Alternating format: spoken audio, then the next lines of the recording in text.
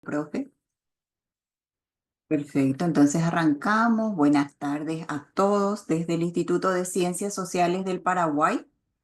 Para nosotros es realmente un honor recibir hoy a los que nos acompañan en el ciclo del conversatorio 2024. Hoy tenemos a los representantes del Ministerio eh, contra la Tortura y nos acompañan la profesora magíster Magdalena Palau, presidenta, el doctor José Carlos Rodríguez y la magíster Elba Núñez, nuestra querida profesora. Quería hacer una pequeña introducción del Mecanismo Nacional de Prevención de la Tortura, que fue creada en 2011 conforme al mandato del protocolo facultativo de la Convención contra la Tortura. El propósito de esta institución es prevenir y erradicar la tortura y los malos tratos. Imagínense lo importante que para nosotros de las ciencias sociales tenerles hoy. Para nosotros es un honor y queríamos presentarle brevemente nada más a la profesora Magdalena. Decimos que es psicóloga clínica, terapeuta familiar sistémica con estudios en la UCA. Cuenta con una maestría en ciencias políticas sociales y estudios en derechos humanos de niñez y adolescencia. Su trayectoria incluye investigaciones, producción de materiales y trabajo en incidencia política. Seas muy bienvenida, doctora Magdalena. El profesor José Carlos Rodríguez es psicólogo y sociólogo, PhD. Estudió en la Facultad Católica de Nuestra Señora de la Asunción y en la Escuela de Altos Estudios en Ciencias Sociales de París. Fue profesor de la UNA y de la UCA. Publica sobre ciudadanía, desigualdad y derechos humanos. Actualmente es comisionado en el MNP por el periodo 21-25. Y la profe Elba, abogada y trabajadora social por la UNA, magíster en ciencias políticas, doctoranda en ciencias sociales de la UBA y en educación por la UNAE, especialista en políticas sociales y derechos humanos, docente de la FAUSO UNA y UNAE, investigadora del PRONI, publicó sobre derechos de las mujeres, violencia de género, políticas sociales y educación. Sean todos entonces muy bienvenidos. Nosotros estamos aquí para escucharle y aprender un poquito toda la trayectoria que tiene el MNP. Bienvenidos, profesora Elba. Bueno, muchísimas gracias, profe María Gloria, y muchas gracias al Instituto de Ciencias Sociales por este espacio que nos abren al MNP, en este caso para poder dar a conocer tres trabajos que venimos desarrollando, y en ese sentido la idea es que podamos iniciar con ya hiciste una breve presentación, digamos, de lo que es el MNP, así que me gustaría, antes de darle la palabra a José Carlos, que va a presentar uno de los estudios que recientemente lanzamos, entonces unas breves palabras por parte de Magdalena Palau, que es la presidenta de turno. Y allí también, bueno, ella nos va a contar qué es esto de la Comisión Nacional y qué es el mecanismo, un poco ahondando en, sobre todo como para que las personas que nos siguen en esta transmisión puedan situar desde dónde vamos a presentar los trabajos de investigación que hoy presentamos. Así que, Magdalena, quedamos contigo. Maggie. Maggie le decimos cariñosamente a Magdalena. Muchas gracias, Elba. Muchas gracias también, María Gloria, por la invitación y a todos por estar, todos y todas por estar esta noche. Así como contaba María Gloria, tanto Elba como José Carlos y yo formamos parte de la Comisión Nacional del Mecanismo Nacional de Prevención de la Tortura. El Mecanismo Nacional de Prevención de la Tortura, MNP por sus siglas, es una organización del Estado paraguayo, pero es un órgano extrapoder. No dependemos ni del Poder Ejecutivo, ni del Poder Legislativo, ni del Poder Judicial. Somos autónomos, también autárquicos. La función nuestra es monitorear, visitar lugares en donde hay personas afectadas en su libertad en situación de encierro. Entonces, en ese sentido, el MNP tiene varios ámbitos de intervención. Está el ámbito penitenciario, que tal vez es el ámbito más conocido.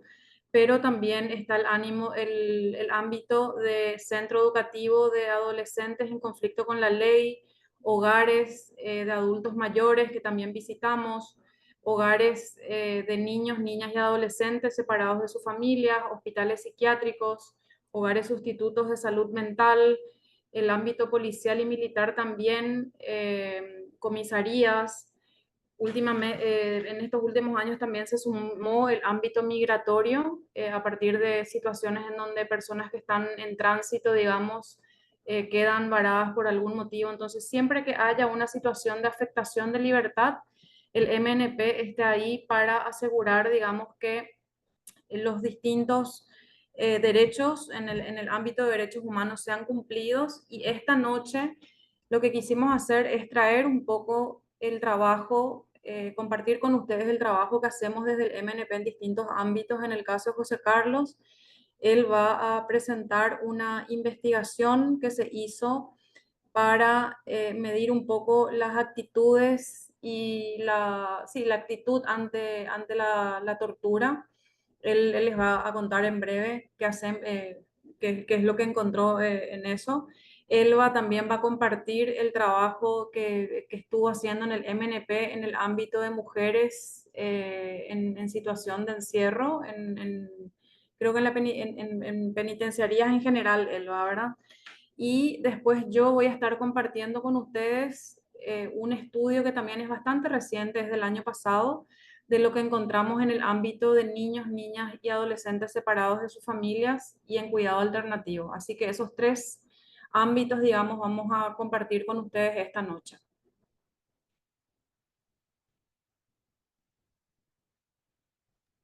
Gracias, May. Entonces, a continuación ya vamos a escucharle a José Carlos Rodríguez, ya la profe María Gloria le presentó. Entonces, nos va a presentar la encuesta de integridad o tortura que recientemente fue lanzado como un informe especial, así que ya contigo, José Carlos. Muy buenas noches a todas, a todos. El trabajo que yo voy a presentar en los próximos 15 minutos José, tu responde a micrófono una parece que pregunta fundamental. Y no se te está escuchando, José Carlos, así que si puedes no se revisar un está, poco. yo tengo, ¿Ustedes me escuchan? Yo le escucho muy bien, Elba. bueno, ok. Es posible que había que ampliar más el micrófono. Ahora me están escuchando. Pregunto, ¿se me está escuchando ahora? Perfecto, José, te Sí, escuchamos. Fantástico. Bueno, el primer punto que me pareció importante y compartir con ustedes es que cuando uno trabaja sobre un tema, tiene que saber cuál es la gravedad del problema. Y en este caso el problema era la tortura. Tortura maltrato, que es una distinción que no es siempre tan evidente. Se supone que es un delito de lesa humanidad. El Paraguay tiene una ley y ratificó protocolos internacionales para prohibir la tortura y hizo una institución que es el Mecanismo Nacional de Prevención de la Tortura y los tratos que son también inhumanos y, y que están en contra de la integridad, ¿verdad?, de las personas. En general se puede decir que hay tres formas de abordar este tema y uno es el mismo sistema, o sea, saber cuántos son acusados de torturadores, saber cuántos son sentenciados por torturadores, cuántas son las demandas, es lo que hizo, por ejemplo, el Mecanismo Nacional de Prevención de la Tortura. Pero este método tiene no, es el método más como sólido en el sentido que tiene detrás una sentencia, ¿verdad? Pero al mismo tiempo es un método que funciona muy poco en términos cuantitativos porque la mayor parte de las torturas o no son investigadas o no son simplemente denunciadas. Entonces, este método no nos funciona. Seguíamos usando nosotros, seguimos usando eso en el mecanismo, pero no nos da mucha información. O sea, la gente que ustedes saben que fue denunciada, si es que fue sentenciada, fue después de 2 o 3 años. Y evidentemente hay mucha más gente que eso que está en la situación negativa. Los otros métodos que existen no es este método policial, judicial, sino es el método de las actitudes, que es un proxis. Proxis significa una aproximación.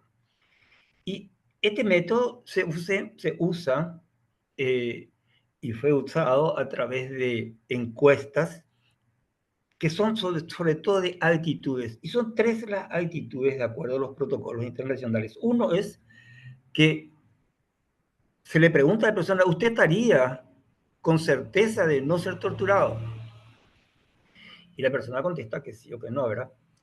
Luego se le pregunta, ¿usted cree que debe haber una ley contra la tortura?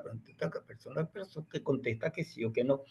Y tercero es, y esa última parte es muy importante, es, ¿usted considera que eso es sin excepción? Porque si hay excepciones, entonces dicen, no, claro, yo estoy en contra de la tortura, pero este señor es un terrorista, este señor estamos en situación de estado de sitio, hay una emergencia nacional. O sea, la prohibición de la tortura funciona cuando es incondicional. Bueno, y esas son las 3 preguntas que se llevan. Y en Paraguay tenemos resultados más o menos, no más o menos, sí, claro, son una aproximación del 57% de las personas en Paraguay no se sienten seguras de no ser torturadas.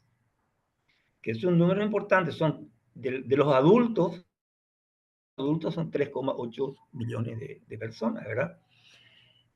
Ese es un dato de partida.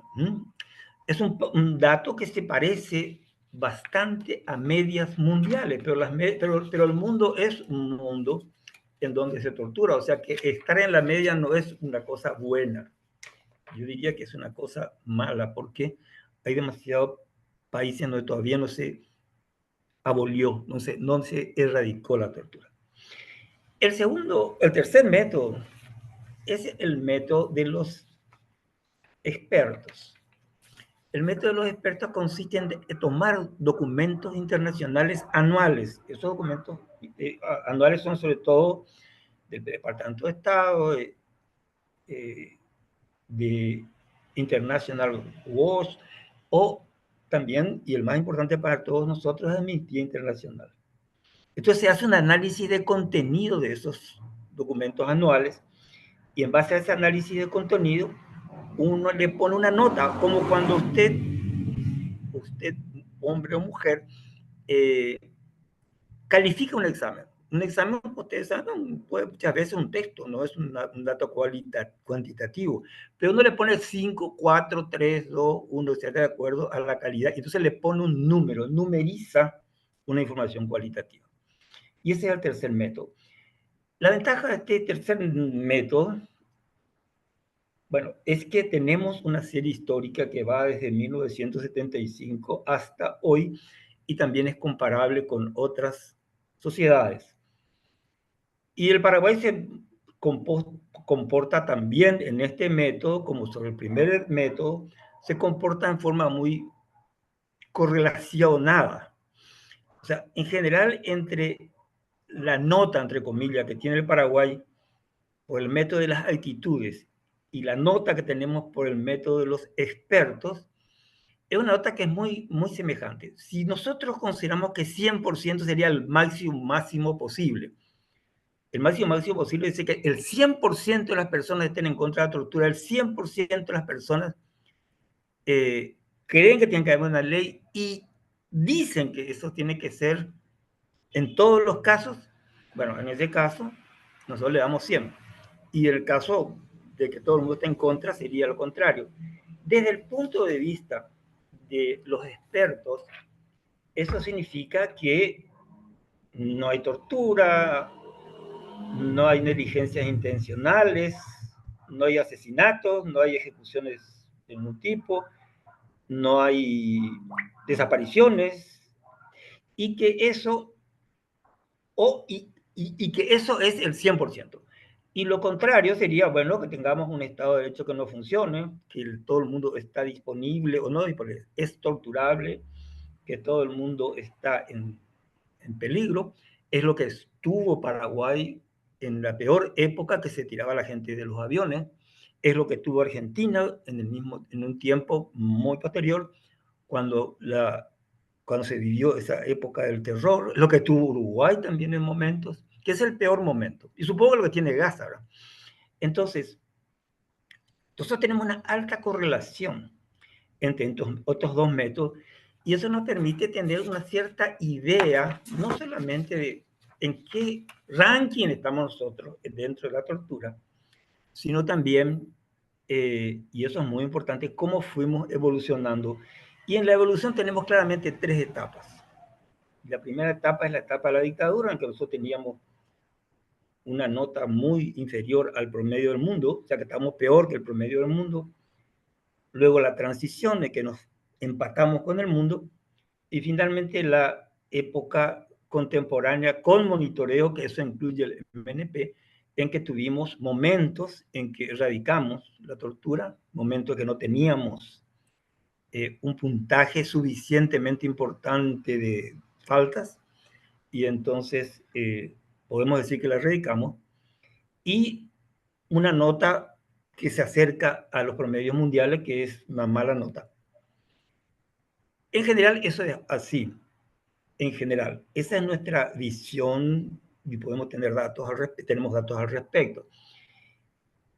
Lo que eso nos hace pensar es que el tema es un tema, primero, fundamental, el respeto a la no tortura, o sea, el respeto a la dignidad es fundamental, absolutamente fundamental, porque la situación en que están los peores, en realidad lo que marca la situación en que están todos.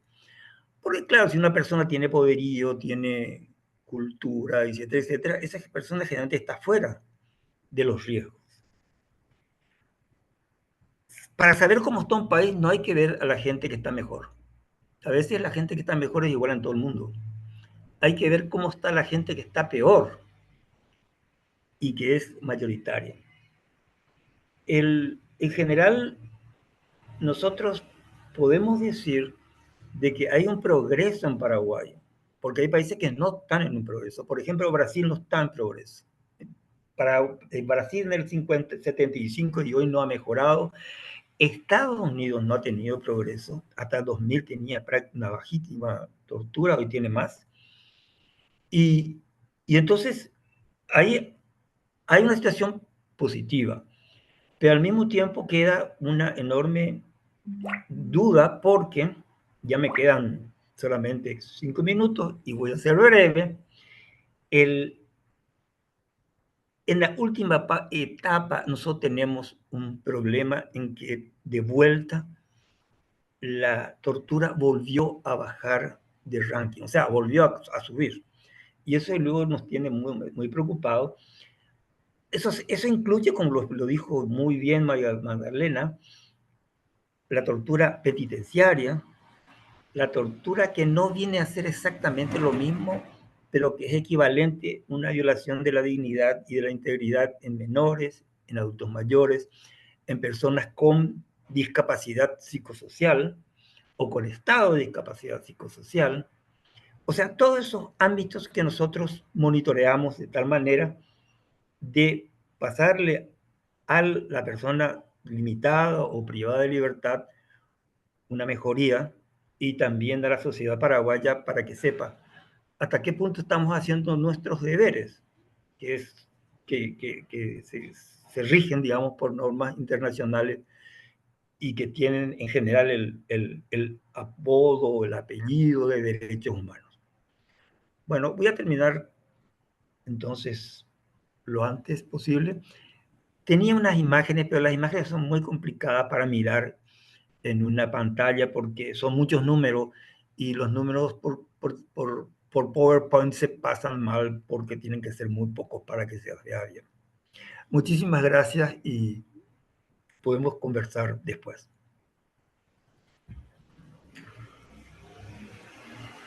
Muchas gracias, José Carlos.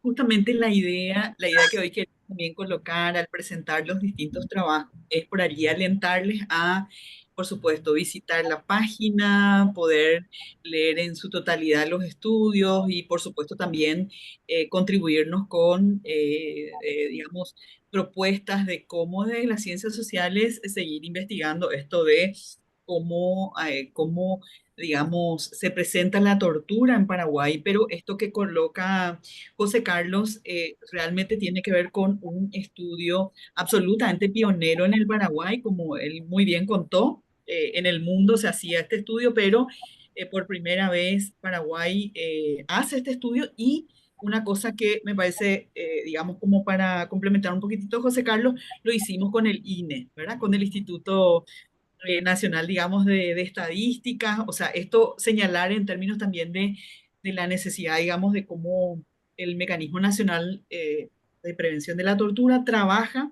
¿verdad? Con distintas instancias y en este campo de la investigación, digamos, eh, evidentemente, también lo que queremos pedirles es que vayan anotando sus preguntas, ¿verdad? Entonces, como al término de las presentaciones, hacemos como la interacción. Entonces, ya a continuación, le vamos a escuchar a Magdalena Palau, May, que nos va a presentar el informe de cuidados alternativos. Así que, May, ya quedamos contigo. Gracias, Elba. Vos sabés que, José Carlos, decirte que me quedé con ganas de escucharte más. Incluso iba anotando yo las preguntas que te quería hacer y es simpático porque estamos compartiendo todos los días en la oficina, pero creo que al estar en la primera línea nos perdemos un poco estos espacios de reflexión, así que bueno, lo que yo voy a hacer ahora es compartir pantalla.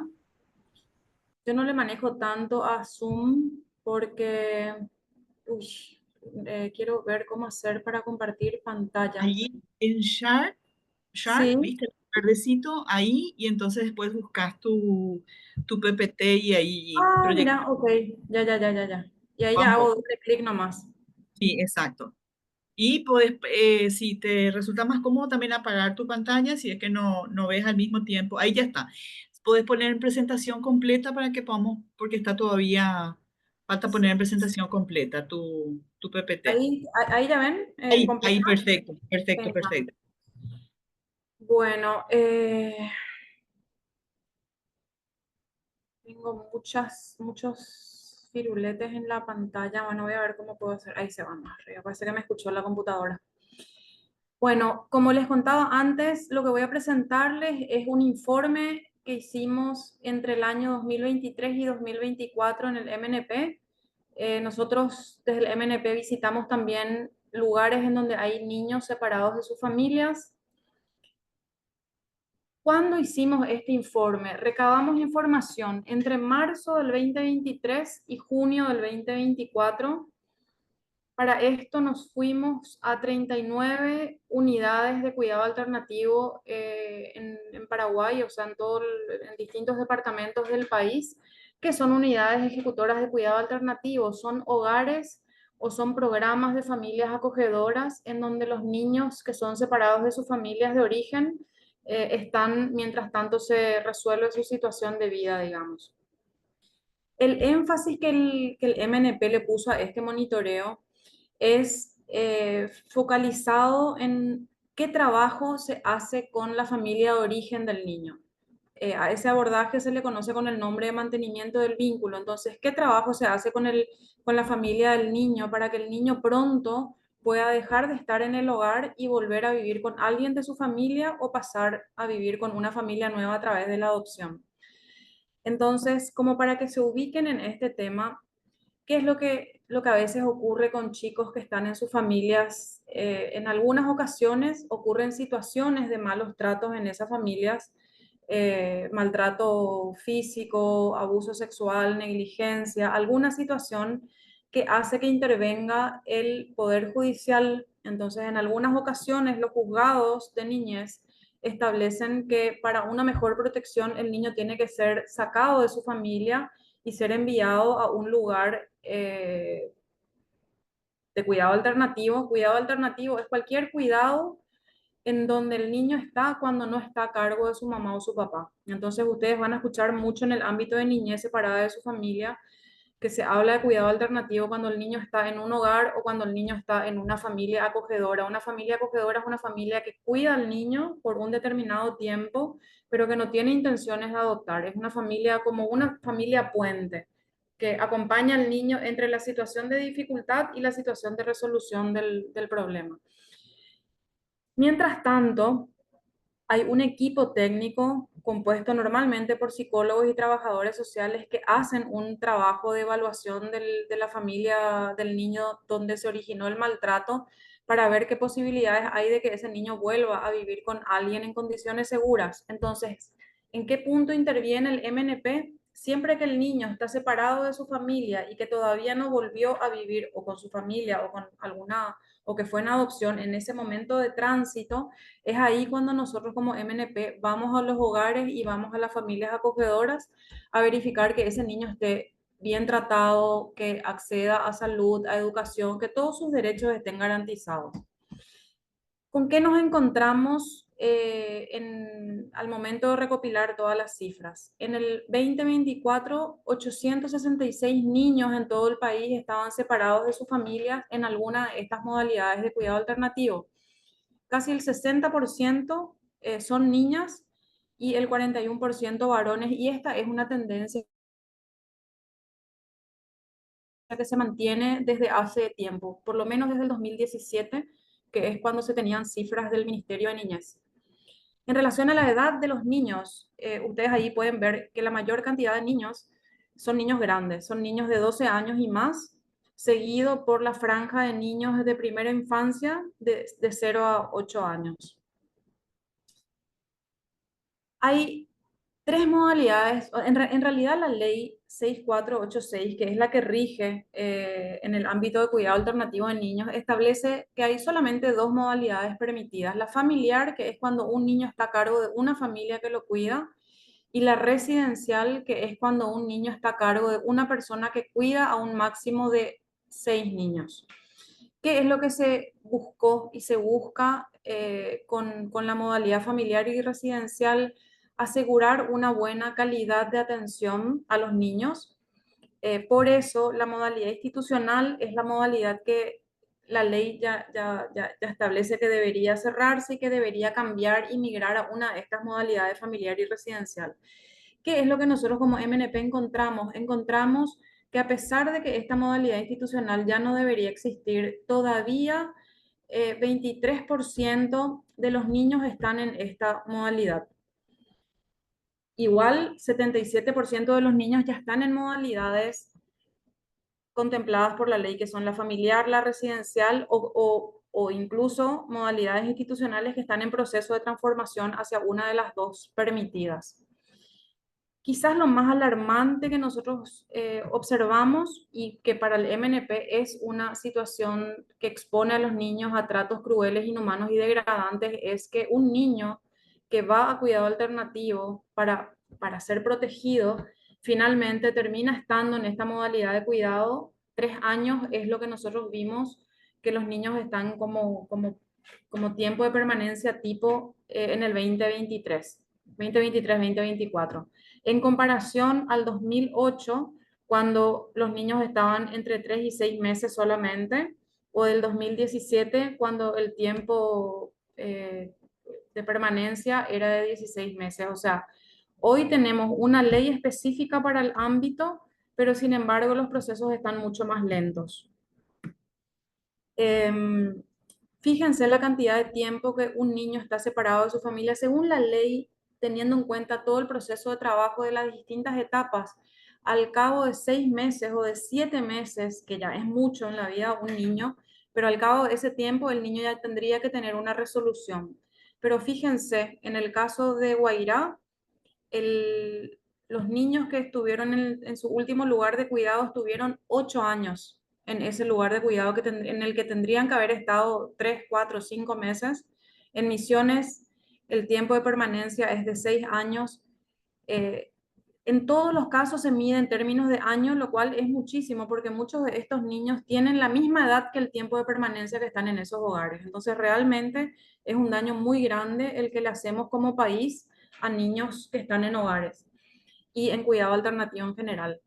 ¿Por qué pasa esto? Esto pasa porque el 77% de las instituciones no tiene equipos que hagan el trabajo de evaluar a la familia de origen para ver qué pasó, si hay posibilidades de revertir esa situación como para que el niño vuelva, o en todo caso, si no hay condiciones para que el niño vuelva, a articular con el sistema de adopciones para que el niño acceda a otra familia. Entonces, el 77% de las instituciones no tiene este equipo. ¿Y eso de qué manera afecta al niño? El 98% de los niños que ingresa al sistema de cuidado alternativo no va a tener el abordaje de mantenimiento del vínculo, y como no se hace el trabajo con su familia de origen, obviamente va a estar mucho tiempo ahí. ¿Cuántas instituciones hay en total a nivel país? 39. 33% de estas instituciones siguen trabajando con el modelo institucional, que es el que ya no debería existir. 10% lo hace con la modalidad familiar, 26% eran modalidad institucional y están en proceso de transformación a residencial, y 31% de las instituciones están en el modelo residencial. Nosotros, en relación al cumplimiento de derechos, no sé qué tal estoy de tiempo, Elba, porque no me fijé. Tendría 5 minutos, May. Genial. En cuanto al cumplimiento de derechos, nosotros vemos algunas cosas positivas, como el hecho de que todos los niños están con una intervención judicial. Esto a todos les parecería tal vez obvio, pero en realidad hace 10 años esta situación era totalmente opuesta. Habían muchísimos niños que estaban en los hogares sin que un juez sepa que el niño está ahí. 17% de los niños no tienen cédula. Si comparas con los niños que están con familias, este porcentaje es alto, porque normalmente un niño que está en familia es un niño que ya tiene la cédula pronto, pero en comparación también al histórico de cómo se movían los hogares y las instituciones de cuidado alternativo, 17% es bajo, igual es un desafío. Generalmente los chicos que están en cuidado alternativo acceden a salud básica en el sistema público, pero cuando lo que se requiere es un abordaje de salud de mediano a alta complejidad, esto ya no está tan disponible. Entonces, un niño que está en cuidado alternativo ve complicado su acceso a la salud cuando el problema es de mediano a alta complejidad. En general, todos los niños que están en hogares y en cuidado alternativo están escolarizados, aunque algunos están rezagados para lo que se espera para su edad. Hay más contacto comunitario en las modalidades familiar y residencial, y hay más encierro en los niños que están en hogares con modalidad institucional. La participación protagónica del niño es incipiente todavía. La preparación para el egreso no se hace. ¿Qué pasa? Cuando un niño cumple 18 años, un adolescente cumple 18 años, ese chico tiene que dejar de vivir en los hogares o en los lugares de cuidado alternativo, y muchas veces esa institución no le prepara lo suficientemente bien a ese chico para que el día de mañana, que va a estar viviendo probablemente ya de manera solo e independiente, pueda, digamos, hacer frente a lo que va a venir. Esto también pienso que les da una idea de cuáles son los ejes que nosotros como MNP miramos cuando vamos a un hogar o cuando vemos que un chico está separado de su familia.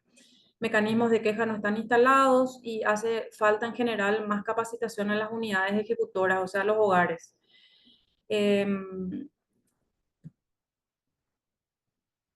¿Cuáles son los elementos que aumentan el riesgo de los malos tratos? Sobrecarga de la tarea en cuidadores. Si yo le tengo que cuidar a los niños, más hacer la comida, más limpiar la casa, más ir al colegio a las reuniones y entrevistas y qué sé yo, que los cuidadores estén sobrecargados es un riesgo, aumenta el riesgo. Que hayan pocos espacios de capacitación, pocos espacios de contención y acompañamiento, y que hayan muchos niños en relación a la cantidad de cuidadores asignados. Condiciones laborales precarias también aumentan los riesgos. Lo que nosotros vimos, por último, es que el derecho que está más vulnerado en los niños que están separados de sus familias y viviendo en cuidado alternativo es justamente el derecho a vivir en familia. Los chicos se enfrentan a un sistema de cuidado frágil y fragmentado. Entonces, ese sistema de protección no logra ser lo suficientemente protector del niño. Se le expone al niño a largos periodos de tiempo a no vivir en familia y bueno, a no ver resguardado, digamos, el derecho de vivir y crecer en familia, que para el MNP constituye un trato inhumano, cruel y degradante. Si bien existe una ley que establece perfectamente cuáles son los pasos a seguir, esa ley existe, pero no se cumple. Así que esto también afecta el sistema de adopciones en Paraguay y la salida sería contar con suficientes equipos técnicos para que hagan el trabajo y que haya una articulación efectiva entre los distintos actores del sistema.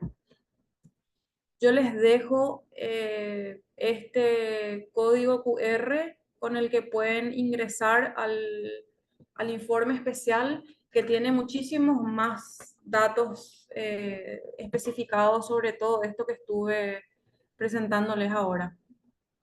Así que creo que por ahí me quedo.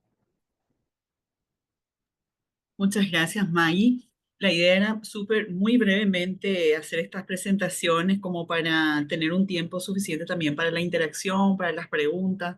Entonces, a mí me toca presentar las recomendaciones del MNP, a ver si me avisan si se ve, se ve bien. A ver, pues voy a poner en presentación total. Ahí, ¿me Sí, avisan, por favor, Maggie? sí se Ok. ve Se perfecto. ve súper bien. Está bien. Perfecto. Bueno, les comentarles de que uno de los ámbitos en el cual el MNP interviene, monitorea, digamos, las condiciones de privación de libertad y los tratos crueles, inhumanos, degradantes y, por supuesto, también la tortura, es el ámbito penitenciario. Allí, básicamente, con los comisionados, que somos 6 en total, hoy estamos 3, José Carlos, May, también se encuentra la comisionada Sonia Bonlepel, el comisionado Orlando Castillo y la comisionada Claudia Sanabria también forma parte integrante de la Comisión Nacional y específicamente en el ámbito penitenciario, la comisionada Sonia Bonlepel y el comisionado Orlando Castillo es que han estado trabajando desde hace más tiempo. Yo me integro desde julio del año pasado, entonces un poco lo que les voy a presentar es en términos de aquellas principales recomendaciones que el MNP en función a los hallazgos que fue teniendo en los monitoreos fue, digamos, recomendando a los distintos organismos ejecutores del Estado. Y allí una cosa que es súper importante es que el MNP es uno de los primeros mecanismos nacionales de prevención de la tortura, incluso la primera en Sudamérica,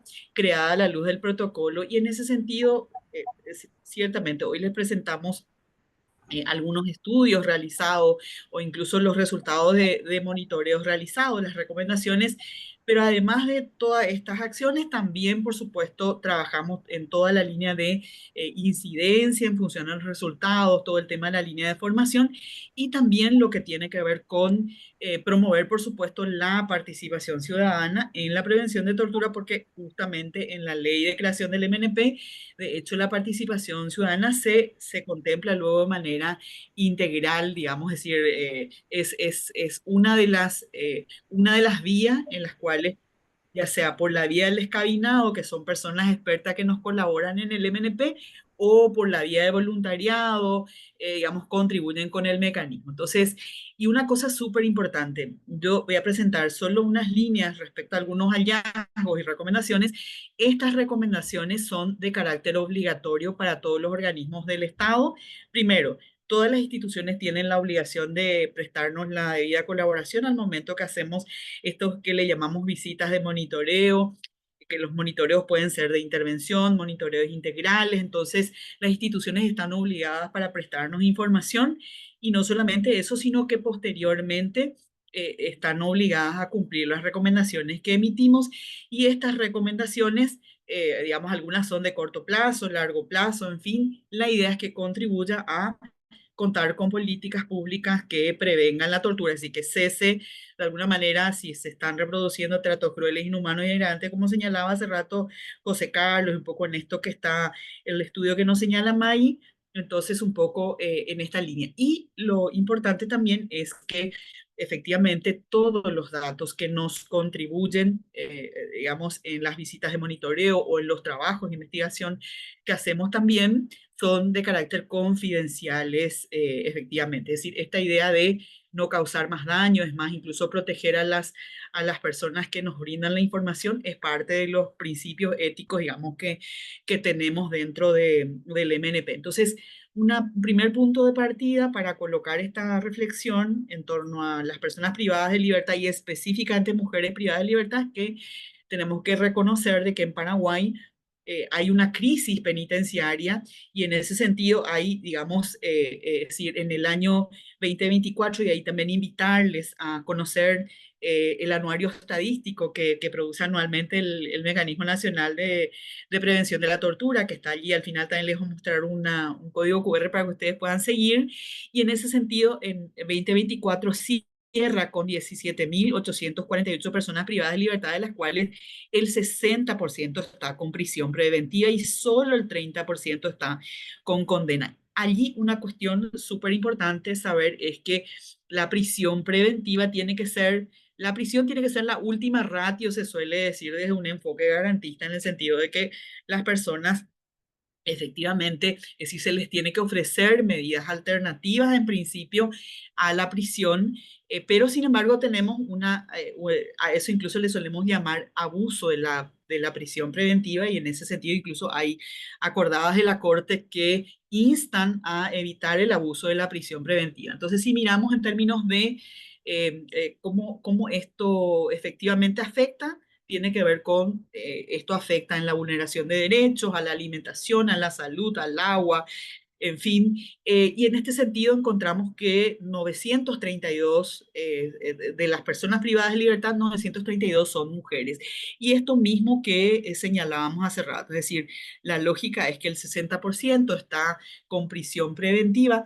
Y sobre todo allí vamos a decir de que hay un fuerte sesgo, digamos, ¿verdad? En la política criminal y la política penitenciaria, en el sentido de que estas mujeres que están con prisión preventiva, en su mayoría por delitos no violentos, vinculados incluso al fenómeno de la pobreza, si hablamos de hurto, robo, microtráfico.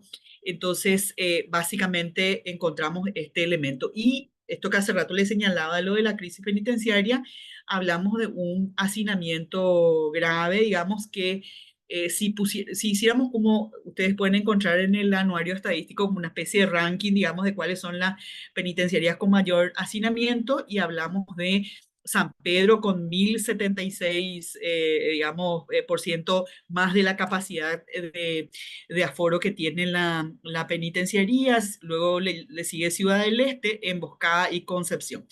Fíjense ustedes que en el caso también de las penitenciarías encontramos que hay, digamos, de las penitenciarías que son mixtas, hay 5 penitenciarías que son exclusivas de mujeres, y en ese sentido también el hacinamiento está a la orden del día. O sea, por ejemplo, la penitenciaría Juana María de Lara de Alto Paraná tiene un 357% de hacinamiento, y el Buen Pastor, que bueno, todos conocemos porque está aquí en Asunción, una penitenciaría específicamente de mujeres con un 355 por encima de la capacidad. Este es un dato. Si comenzamos a mirar de las penitenciarías existentes, hay 11 penitenciarías donde están mujeres privadas de libertad, solo que de las 11, digamos, solo 5 son, o 4, digamos, son exclusivas de mujeres y el resto son mixtas. Y acá quiero colocar como un primer elemento de observación, en el sentido de que el MNP ha estado observando, recomendando sistemáticamente que las penitenciarías no deben ser mixtas bajo ningún sentido. ¿Por qué? Porque no toma en cuenta las necesidades particulares que enfrentan las mujeres, acceso a la salud, vínculo con los hijos, en fin, y todo lo que tiene que ver con acceso a salud sexual y reproductiva. Es decir, esta idea de que las penitenciarías deben ser específicas, digamos, exclusivas de mujeres y no mixtas, porque cuando son mixtas no son consideradas las necesidades específicas que afectan a las mujeres. Fíjense ustedes que a propósito encontramos de que este sistema penitenciario carece de enfoque de género y reproduce digamos, un sistema discriminatorio y en qué sentido, digamos, carece de un enfoque de género, porque efectivamente no toma en cuenta las necesidades particulares de las mujeres tienen dificultades, digamos, para acceder a educación, trabajo. Convengamos que de lo único que tienen que estar privadas es de su libertad, digamos, pero sin embargo, el sistema lo que hace es que les priva, ¿verdad?, del acceso a los demás derechos. Fíjense ustedes que el 89% de las mujeres que tienen hijos fuera tienen mucha dificultad como para mantener el vínculo con sus hijos. No existen prácticamente programas de apoyo en la reunificación familiar y tampoco, por supuesto, estrategias de contención social. Hay un alto índice de desarraigo.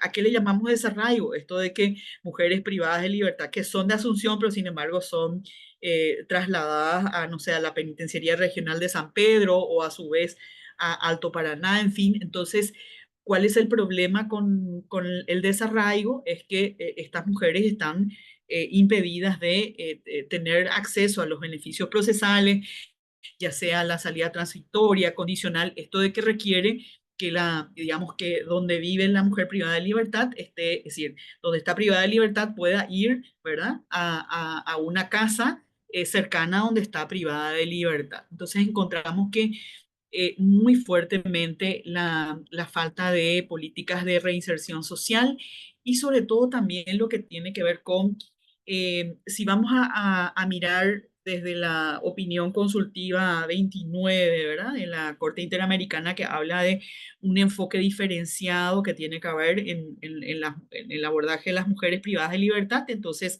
particularmente los efectos son desproporcionado en mujeres indígenas, adultos mayores, extranjeras y también mujeres de la comunidad LGTB. De hecho, por ejemplo, en un informe reciente que sacamos de monitoreo al Buen Pastor, encontramos que, digamos, el hecho de que haya mujeres, por ejemplo, lesbianas, digamos, no se las reconoce como tales y es más, no tienen ni siquiera, es decir, abiertamente el derecho a las privadas, como sí tienen las mujeres que son heterosexuales, por ejemplo, solo como para colocar como elemento. Y por último, digamos, en términos de hallazgos, porque bueno, en razón del tiempo también no vamos a entrar en todos los detalles, una preocupación por, digamos, la instalación de los modelos de máxima seguridad que se están instalando en el Paraguay. El Paraguay es uno de los primeros países que en los módulos de máxima seguridad está teniendo, digamos, en el sistema de máxima seguridad está teniendo mujeres privadas de libertad, y en este sentido, este modelo, hay ya un informe preliminar que se publicó, digamos, que da cuenta acerca de cómo este esquema, digamos, viola derechos porque impide, por un lado, el derecho a la defensa que tienen las mujeres, y no solamente eso, sino que también restringe acceso al agua potable. Existe un tiempo excesivo, prolongado de encierro, hablamos de más de 22 horas de encierro, solo tienen 2 horas de salida como a un patio, digamos, y sobre todo nosotros justamente en el informe preliminar lo que decimos es que este esquema estaría, por supuesto, reproduciendo, digamos, una práctica de trato cruel, inhumano y degradante, y por supuesto que corre riesgo, digamos, incluso de reproducir tortura, este tipo de sistema penitenciario. Entonces, a modo de recomendaciones, les voy a rápidamente señalar, sobre todo las reiteradas, las que hemos recuperado en el último informe de gestión, tiene que ver con, digamos, la recomendación de reducir el hacinamiento, y en este sentido también todo lo que tiene que ver con implementar el enfoque diferenciado, medidas alternativas a la prisión, es decir, que la prisión sea la última ratio, en este caso, y también un enfoque diferenciado, ¿verdad?, para las mujeres indígenas, adultas embarazadas, con hijos, personas con discapacidad, mujeres migrantes, etcétera. Es decir, que haya como una mirada enfocada en las personas, es decir, dejar de que las penitenciarías sean depósitos humanos donde básicamente no se toma en cuenta la dignidad humana, digamos, en este caso de las mujeres privadas de libertad. Por supuesto, todo lo que tiene que ver con garantizar el acceso a la salud integral y condiciones dignas de privación. Allí hay recomendaciones, si miramos, por ejemplo, por instituciones, al Ministerio de Salud, al Ministerio de Justicia, y luego todo este apartado que tiene que ver con las mujeres con niños y niñas, digamos, las mujeres privadas de libertad con hijos, en términos de que existan programas de apoyo a la maternidad y se proteja a los niños y niñas hijos e hijas de mujeres privadas de libertad, que se faciliten las visitas familiares, es más, incluso también todo lo que tiene que ver con la provisión de alimentación. Y fíjense, una cuestión sumamente básica, uno puede pensar en términos de acceso a insumos menstruales. Todos sabemos que ya hay una ley de provisión gratuita de insumos menstruales, pero sin embargo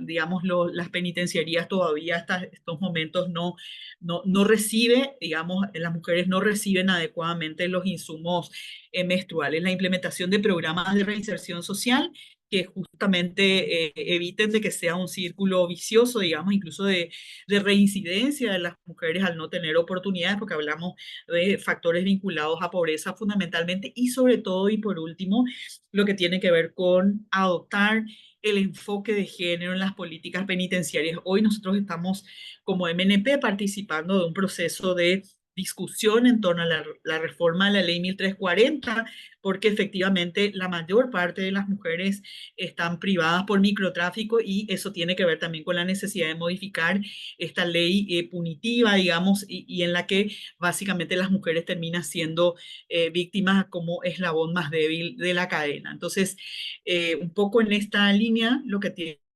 tiene que ver con implementar políticas y programas con enfoque diferenciado. Entonces, aquí dejarles las imágenes, digamos, del anuario estadístico y el informe de gestión.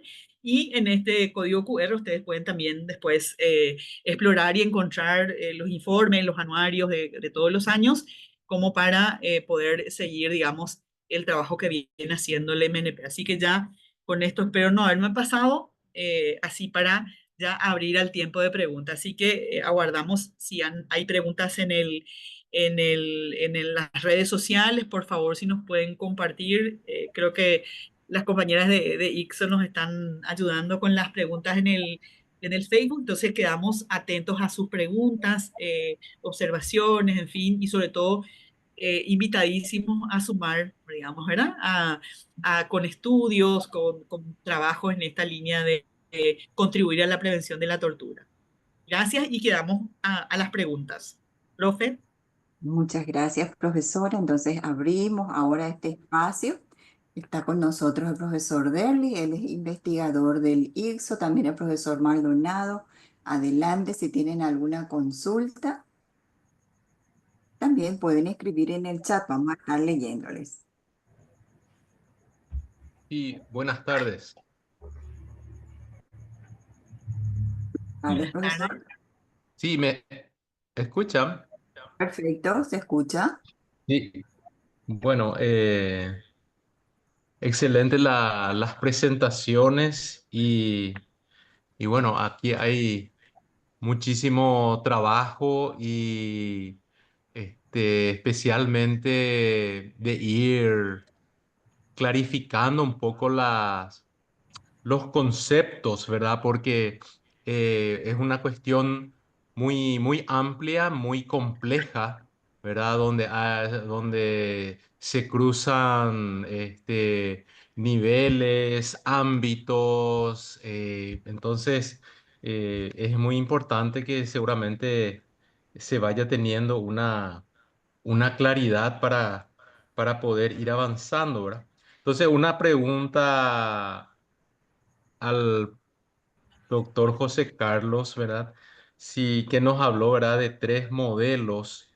Y bueno, mi pregunta concreta es si existe, porque hay una, por lo menos así yo estoy entendiendo que hay una línea muy fina entre definir qué es y qué no es tortura, ¿verdad? Entonces, mi pregunta es si existe una tipificación que se puede ir identificando para que nosotros, o sea, para que los investigadores puedan ir indicando, ah, bueno, esto aquí hay tortura. Por ejemplo, él mencionó las desapariciones, ¿verdad? Las desapariciones, bueno, se consideran tortura. En un momento dado, lanzar a las personas de los aviones también, pero mi pregunta concreta es si existe una tipificación o a nivel internacional o nacional, a nivel nacional, si estamos tratando de tener eso. Bueno, no me deja eh, poner mi cara. De vuelta está bloqueado el- el- la imagen.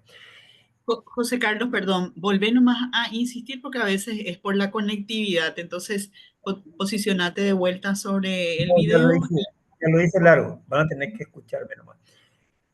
Tenemos un código penal y en el código penal está caracterizado explícitamente que es tortura en Paraguay. Es un dolor profundo, grave o un daño, también puede ser un daño sin dolor, que se produce premeditadamente, eso es fundamental, no es una cosa accidental. En principio, hecho por un funcionario público o alguien representante, pero hay una cierta ambigüedad en el código si también una persona no representante, no funcionario público puede hacerlo, por lo menos en el caso paraguayo. Y también se incluye como, además digamos, de este dolor, el tema de la violación de la autonomía sexual. Eso, más o menos, eso está uniformado a nivel mundial, pero hay cosas nuevas. Y la cosa nueva es que se encontraron últimamente, por los países más ricos, formas de hacer daño sin producir dolor. Por ejemplo, el privarle de sensaciones diferentes, ¿no? Que no haya diferencia entre día, noche, calor, frío, etcétera, etcétera. Entonces, eso modifica, digamos, la caracterización de tortura. Ahora, el problema principal no es tanto en la tipificación, porque digamos la tipificación te puede fácilmente tener el 90% de los casos.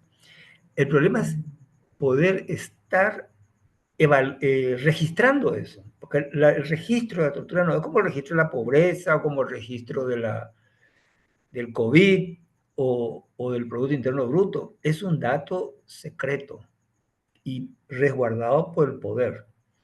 Y entonces el poder principal, el punto fundamental no es tanta la calificación de que es tortura, porque podemos estar de acuerdo en un 99%, sino cómo lo registramos, cuando que el victimario, el torturador, es alguien que lo hace ocultando, porque él sabe que es un delito mundial que, que es degradante y que le hace, entre comillas, mal al torturador, ¿verdad?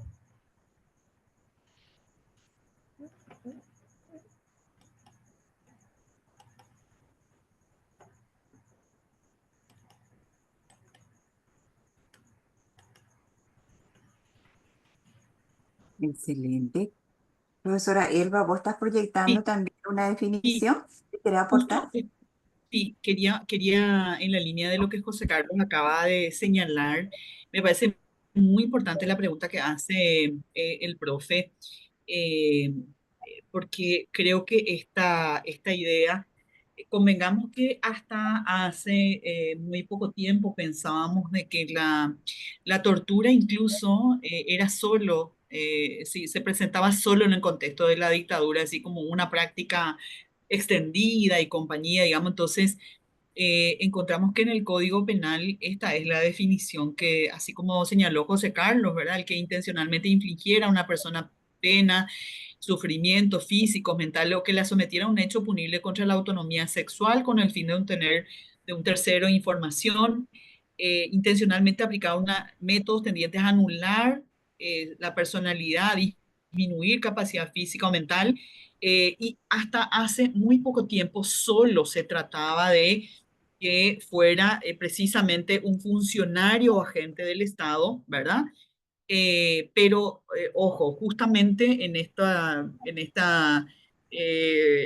lucha, digamos, sistemática, mostrando las evidencias de cómo opera la tortura, este inciso 3, digamos, ¿verdad? Cuando el autor no fuere funcionario, también se considera tortura. ¿Por qué? Porque en algunos casos podría ser incluso con lo que se llama aquiescencia, se llama que es que el agente público, digamos, permite, es decir, no investiga, no sanciona. Entonces, un poco en esta línea es muy importante este tema porque nosotros como Mecanismo Nacional de Prevención de la Tortura, por un lado, digamos, hacemos estos monitoreos como para detectar si hay casos de tortura, digamos, es más actuar de manera preventiva, y cuando hay denuncias de tortura, realizamos las denuncias ante la Fiscalía de Derechos Humanos, ante el Ministerio Público. Hasta el momento tenemos más de 100 denuncias realizadas ante la Fiscalía de Derechos Humanos, y en ese sentido, básicamente, de lo que se trata es que también ante las prácticas de torturas no, es decir, es decir, no se reproduzcan lógicas de impunidad de estas prácticas. Entonces, la ley del MNP, la ley del Mecanismo Nacional de Prevención de la Tortura, contempla incluso en la medida que por allí hubieran casos de investigaciones, de casos de tortura que no fueran sancionados adecuadamente por el sistema de justicia, la posibilidad de conformar un tribunal ético, dice la ley. Pero bueno, me gustaría también escuchar, por supuesto, aportes de Maggie sobre este punto. Te escuchamos, Maggie. Yo pongo en silencio mi micro también. No, justo compartí al chat de Zoom también lo que dice la Convención de Naciones Unidas contra la Tortura acerca de lo que es el concepto de tortura, que es bastante parecido al que señalaban tanto vos, Elba, como José Carlos. Por otro lado, decir que tanto la Convención como el MNP lo que hace es no solo circunscribirse al concepto de tortura, sino que ampliar en esta línea de lo que decía José Carlos. Cuando él empezó a hablar, decía, bueno, que la distinción entre tortura y maltrato no siempre es muy evidente. Entonces, de alguna manera, lo que se busca también, tanto de la convención como del protocolo facultativo y desde el MNP como un brazo ejecutor, digamos, de esos cuerpos doctrinarios y legales, es ampliar el concepto y yo creo que el nombre largo de nuestra institución es como para que no quede ninguna duda con respecto a que lo que buscamos es evitar tortura, tratos y penas crueles, inhumanos y degradantes. O sea, se trató, digamos, de abarcar lo más posible cualquier situación que pudiera tener que ver con la tortura y todos sus derivados, ¿verdad? Entonces, simplemente complementar eso a lo que ustedes ya señalaron. Una cosita más, si me permitís. Es difícil hablar de tortura en el caso del maltrato infantil, pero sí es la sola privación de familia durante muchos años para un niño, es que el niño, la niña crezcan sin familia. Y eso es un maltrato grave, que no tiene la forma de una tortura premeditada, etcétera, etcétera, pero sí puede ser por emisión, ¿verdad? Entonces, esos son casos, pero normalmente esto mismo ocurre en otros ámbitos de nuestra intervención, ¿verdad?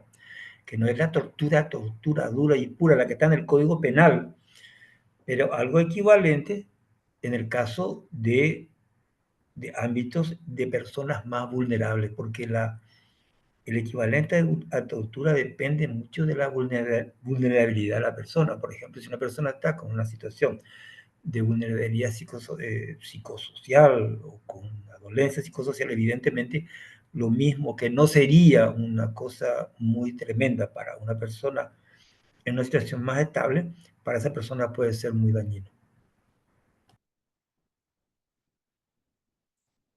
Sí, yo no sé si hay más preguntas, pero también si hay más preguntas, me quedaría por acá con esta respuesta para que puedan seguir con las demás preguntas. Vos me decís nomás, María Gloria. eh, Profe, le estamos esperando al profe Derlis, también tenía una consulta. Genial. Porque entonces tal vez contar esto, pero muy cortito. El MNP tiene un celular de turno que normalmente cuando nosotros hacemos las visitas de monitoreo damos a conocer los números y le decimos a la gente que si quieren hacer alguna denuncia anónima pueden llamar después a ese celular y dejar sus denuncias. Casi el 70% de las denuncias que nosotros recibimos al celular de turno del ámbito penitenciario tiene que ver con que el defensor o defensora no le hace caso a las personas que están privadas de libertad. Y muchas veces nosotros como MNP decimos, bueno, pero esto técnicamente no es tortura.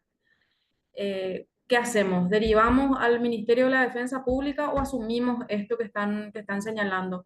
Y en realidad, un poco en la línea de lo que decía José Carlos, el análisis que también hacemos es, si un defensor público, que se supone es tu abogado ante tu juicio, no te está respondiendo el teléfono 1, 2, 3 meses, 4, 5, 6 meses, hace 2 años que vos no podés hablar con tu defensor, nosotros también vemos que esas situaciones se configuran en violencias institucionales. Entonces, muchas veces como MNP decimos, bueno, si el MNP está para prevenir tortura, no es la tortura del concepto que estamos hablando ahora de tortura, pero vemos que la tortura y los malos tratos en personas afectadas por en su libertad se presentan de distintas y creativas maneras. Entonces, lógicamente desde el MNP encauzamos todas estas situaciones, pero era también un poco para aportar a la reflexión que se está dando.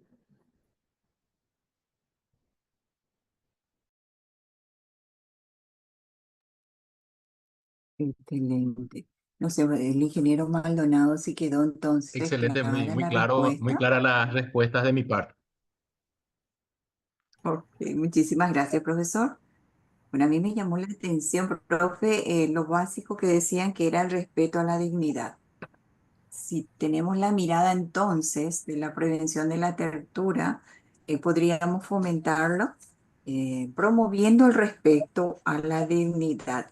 Profesora Elba, ¿cómo podemos realizar, plantear algunos proyectos de incidencia? ¿A qué organismos primero deberíamos acudir para poder generar este tipo de proyectos conjuntos?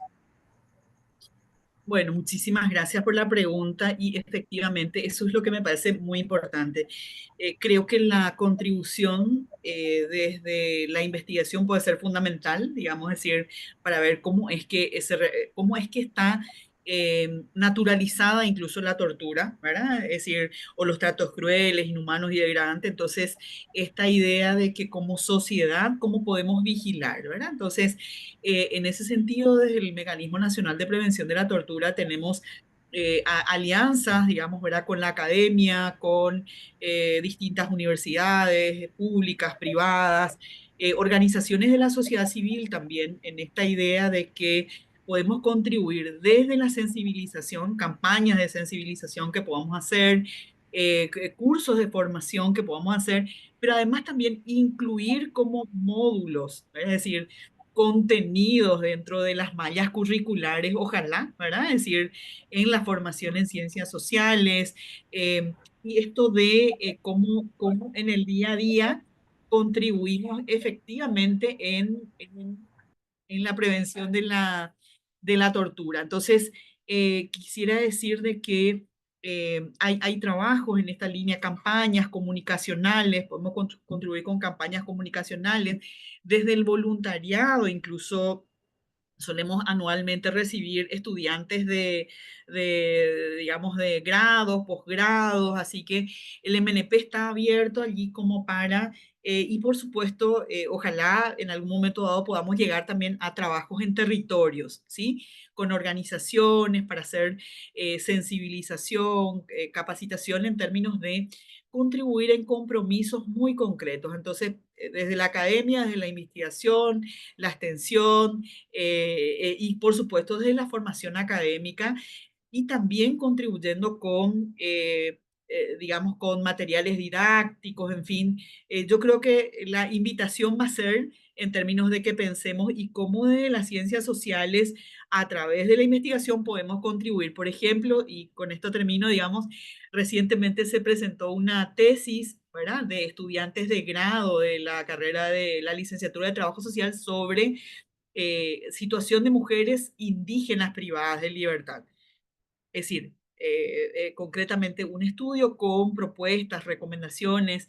El año pasado también un otro estudio, en fin, sobre reinserción social de mujeres privadas de libertad. Así que un poco la invitación es a la gente que nos está acompañando en esta transmisión, ver cómo desde las distintas instancias, sociedad civil, academia, organizaciones sociales incluso, ¿verdad? Podemos contribuir en términos de eh, colocar en el centro la dignidad humana y en ese sentido no solamente prevenir los tratos crueles, inhumanos y degradantes, sino que también la tortura en el Paraguay. Es decir, se trata de la posibilidad cierta de profundizar el Estado de Derecho, digamos, ¿verdad? Y por supuesto un sistema democrático que garantice la vigencia de derechos de las personas que están afectadas en su libertad. De eso hablamos, es decir, hablamos de hombres, mujeres, niños, niñas, personas adultas, mayores, en fin, en estos distintos ámbitos. Así como dijo el profe, por momento parece como complejo, pero se trata de personas que están afectadas en su libertad y que hoy por las condiciones materiales, hacinamiento, etcétera, etcétera, se les está, digamos, privando por un lado de la dignidad humana, pero por otro lado también reproduciendo prácticas de tratos crueles, inhumanos y degradantes. Entonces, como sociedad podemos contribuir. Y los organismos ejecutores del Estado que, por supuesto, están obligados a diseñar políticas públicas y asignar también, o sea, los tres poderes del Estado, es decir, el Parlamento tiene la oportunidad de poder asignar los recursos necesarios para que la dignidad, digamos, sea una realidad desde las políticas públicas con presupuestos adecuados. Por allí un poco, profe. Perfecto, profe. Ese es otro punto muy crítico realmente sobre el tema de las penitenciarías. Mencionaban ustedes que deberíamos buscar darle otro enfoque a ese proceso de recuperación, por un lado de penalización y de recuperación también para su reinserción y que no sean meros depósitos humanos. Creo que no sé en cuál de las presentaciones mencionaban ustedes. Entonces, los LPP de los diferentes grupos vulnerables que mencionan ustedes, entonces sería muy interesante ir encarando un poquito las investigaciones específicas. Pueden ser como proyectos de tesis, de trabajos de extensión, como decías vos, profe, para poder ver un poquitito cuál puede ser el aporte. Ahora, con el punto de la campaña de sensibilización, me encanta. Me parece que eso a corto plazo ya podemos ir pensando, profe. Ese era el objetivo, justamente el acercamiento que se da entre nuestras instituciones. Estamos desarrollando nosotros desde el Instituto de Ciencias Sociales actualmente dos proyectos, uno sobre fortalecimiento de capital social, pero específicamente en el territorio del Departamento Central, y otro de construcción de ciudadanía responsable en jóvenes paraguayos. Eso sí es un poquito más de amplio alcance. Estamos trabajando en 5 departamentos. Entonces, de alguna manera, esas campañas de sensibilización creo que quedamos comprometidos como IPSO. Nosotros tenemos un curso de liderazgo transformador que estamos desarrollando con los jóvenes. Hemos tenido 2 ediciones, ya tenemos 90 egresados, hemos tenido prácticamente 300 postulantes. De alguna manera, entonces, en el módulo que se va a iniciar en mayo, le vamos a estar invitando otra vez, profe, para que ellos puedan conocer también de cómo dentro de esas técnicas de liderazgo que están aprendiendo con nosotros en estos cursos, pudieran también como aplicar ya ese respeto a la dignidad en sus comunidades, con un trato igualitario, respetuoso. Creo que sería muy oportuno entonces, no sé, alguno de ustedes tres que nos den un mensaje, una pequeña presentación para que ellos puedan ser agentes multiplicadores.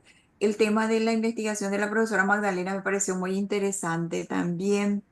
el tema de que eran 8 años en promedio, profe, el que estábamos teniendo en Misiones, decía vos, un caso bien puntual, ¿verdad? Territorialmente de que sí, tanto así que se pierda el vínculo este que estábamos diciendo.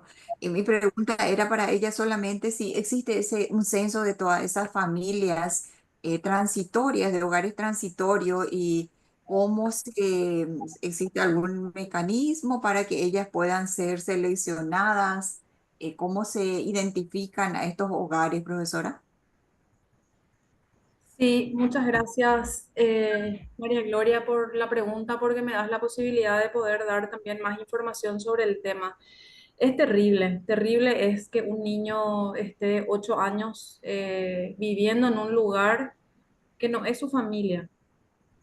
Muchos de estos niños incluso pasan más de ese tiempo. Nosotros como MNP lo que hicimos fue medir el tiempo que estuvo en su último lugar de acogimiento, pero muchas veces esos niños hace 8 años que están en este hogar, pero ya estuvieron antes en otros hogares. Entonces, si uno suma el tiempo total, se suma todavía más tiempo, ¿verdad? Entonces,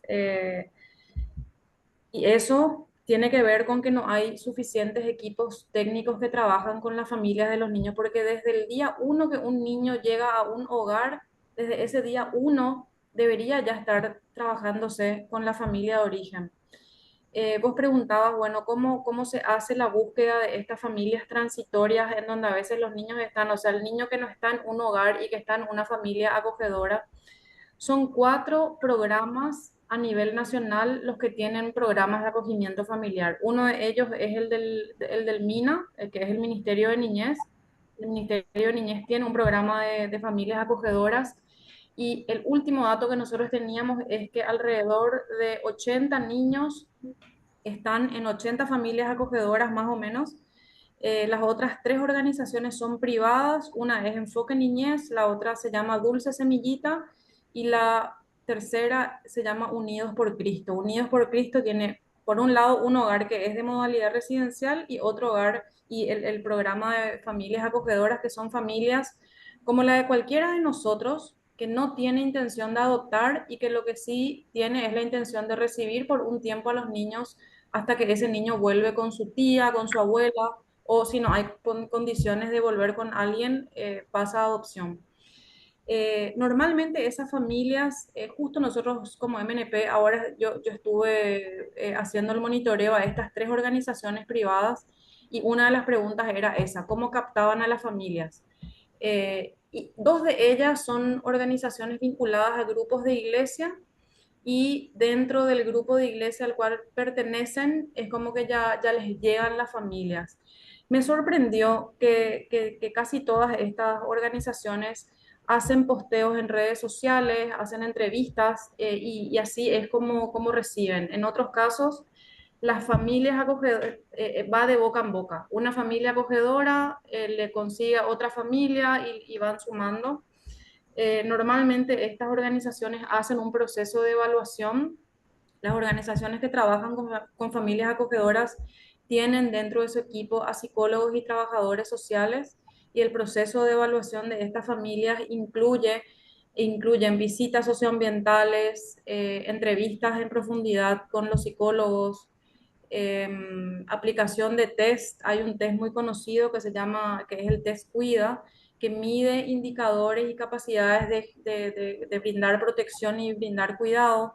Entonces, muchas de estas instituciones están aplicando estos instrumentos para evaluar a esas familias. Lastimosamente, lo que ocurre es que muchos de estos procesos que deberían durar 3, 4, 5 meses, 6 meses a reventar, duran tanto tiempo que estas familias acogedoras se pierden porque en un acogimiento que termina durando 5 años, finalmente esa familia acogedora en algunos casos termina adoptando al niño. Entonces, también con eso perdemos familias valiosas que si los procesos hubieran durado poco tiempo, en vez de haber acogido a un solo niño y finalmente adoptado a ese niño, hubieran podido en ese periodo de 5 años acoger a 10 niños.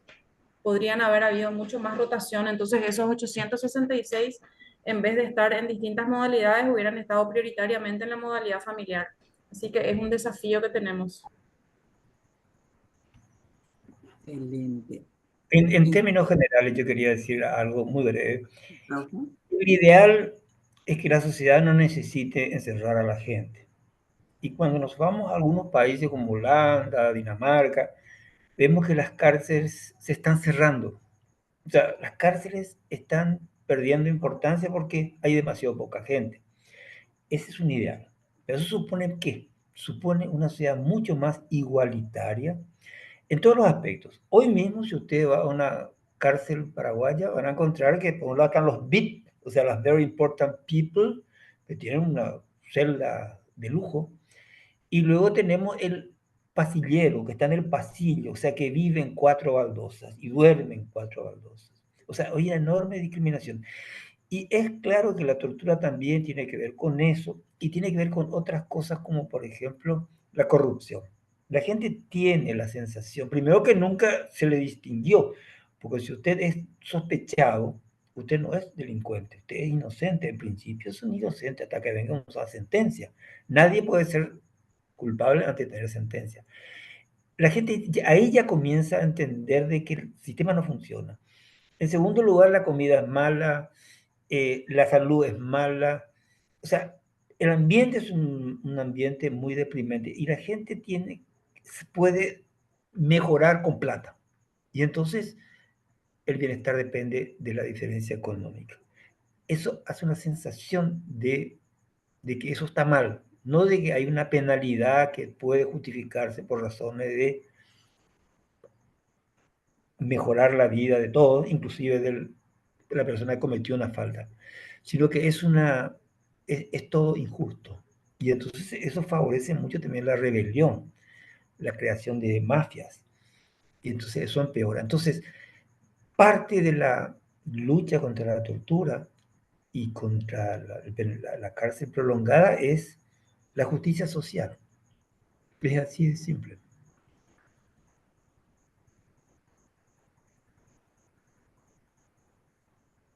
sí, coincidimos contigo también, profe, en la necesidad de promover entonces valores y principios que nos lleven a esa justicia social. Es un proceso de construcción. Todos estamos comprometidos con este proceso en nuestros distintos ámbitos y perfiles de actuación. Así es, profesor. Sobre los datos, profesor, de esta encuesta que vos estabas presentando, ¿eso está colgado en la página? Yo no encontré navegando ahí o dejaste, vas a dejarnos unos enlaces, vamos a distribuir después a los participantes. Te puedo enviar Esas eh, cifras que vos yo hablabas, te voy profe, a hacer hablabas de un consciente de las cifras 57% que totales, pero representaban todo está en 8 la red, en la millones web y está todo, en la web está todo. De todas maneras, en la web del MDP tenés todo, el Mecanismo Nacional de Prevención, sí tenés. Pero te voy a pasar unas dos paginitas que son las de mi presentación, que es más fácil de leer. ok, ok, ok. Entonces hacemos también nosotros una pequeña publicación para darle visibilidad a estas tres investigaciones en nuestro portal. Bueno, si no hay más consultas, entonces los participantes, vamos cerrando. Le agradecemos el tiempo a nuestros ponentes de privilegio que tuvimos hoy. Las puertas del ISO están abiertas. Nosotros estamos interesados en esta justicia social y vamos a estar comprometiéndonos entonces en la campaña de sensibilización desde las actividades que hacemos. Acá hay algo, sí, profe, ¿vos pasaste algo, profe? Pasé el link sobre el informe de José Carlos, sobre el informe de integridad o tortura, al Ok. chat que tenemos. Si alguien después puede ver si es que se ingresa fácil, pero debería Sí, funcionar. ya- ya ingresé, profe, ya ingresé. Muchísimas gracias. Entonces acá yo ya te Genial. confirmo. Entonces, profe, cordialmente invitados entonces al inicio del curso de liderazgo juvenil, profe, es el 3 de mayo, es virtual, sábado 3 de mayo, estamos en el horario de 8:30 a 11:30 y el espacio que les cederíamos entonces sería entre 9:30 a 10. Ustedes tienen un espacio, pueden hacer algo interactivo, profe Elba, con los jóvenes, ellos son muy dinámicos para que vos veas la actitud que ellos tienen también hacia este tema, entonces se van a llevar ahí un aprendizaje más completo. Ese día nosotros tocamos el tema de acceso a la información, justamente con el objetivo de minimizar esto de la corrupción, lo hace uno de los investigadores. Entonces, va a ser en ese día en el que le estamos esperando, profes. Está confirmado entonces el 3 de mayo, pero te vamos a hacer llegar otra vez por nota, profe, para que sea más formal el pedido. Entonces, vamos agradeciendo la presencia de ustedes y de todos los participantes.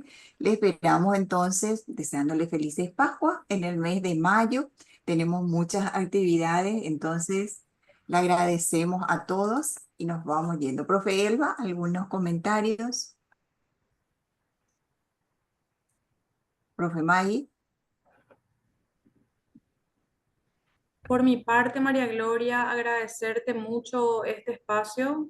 Nosotros en el MNP estamos muy contentos con el convenio que acabamos de firmar con ICSO. Queremos sacarle el jugo a ese convenio, así que estamos también muy contentos, y hablo por José Carlos y por Elba, de haber compartido con ustedes esta noche. Queremos haberles generado las ganas de saber más. Entonces, las veces que nos inviten y en la medida en que podamos, yo pienso que vamos a estar sumándonos a los distintos espacios con tal de poder promover el conocimiento de todo esto y de sumar también a más gente a esta causa. Así es, profe, ya están. Entonces, con nuestro público objetivo es un grupo selecto realmente de la gente del área sociales. La profe Elba les conoce. Somos estudiantes y docentes que estamos con el espíritu de la generación de conocimiento. Profe Elba, si querrías decir unas palabritas también, nos vamos despidiendo. Tu micrófono, profe, tu micrófono. Ah, sí, ahí está. Lo que pasa es que se fue mi conexión del- de la computadora, entonces me tuve que conectar vía el celular. No, solamente agradecer a ICSO por este espacio, agradecer a todos y cada uno de los investigadores,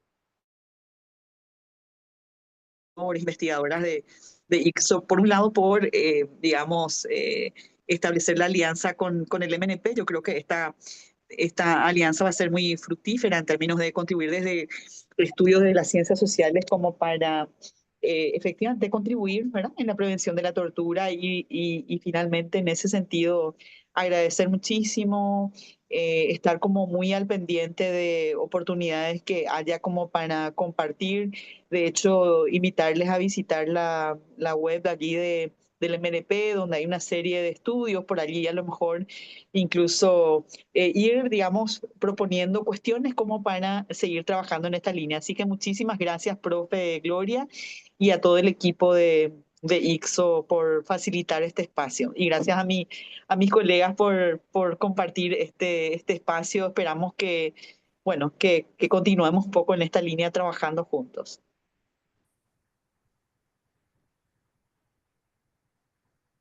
Excelente, profe. Entonces, profe José Carlos, no sé si hay algunas palabritas o nos vamos despidiendo, profe. Muchísimas gracias, Un muchísimo gusto mensajito y un compromiso, y que se repita. un compromiso que nos dejaste con la justicia social, profe.